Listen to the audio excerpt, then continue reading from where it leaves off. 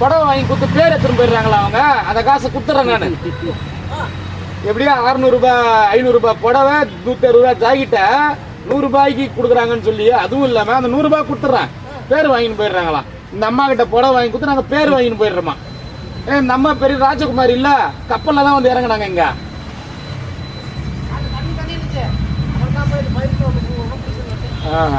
பின்னாடி 15 ஏக்கரா தேயிலை தோட்டம், இந்த பக்கம் ஒரு 150 ஏக்கரா தென்னை மர தோட்டம் எல்லாமே இருக்குது இந்த அம்மாக்கு. இந்த அம்மா கிட்ட பேர் வாங்கின்னு போயிடுறாங்களாம். நான் தான் தெரியாம இன்னொருத்தங்கிட்ட சொல்றேன்ற மாதிரி சொல்றது. அப்படின்னு இன்னொருத்தங்கிட்ட என்ன சொல்லலாம், ஆளுக்கு தகுந்த மாதிரி பேசுது.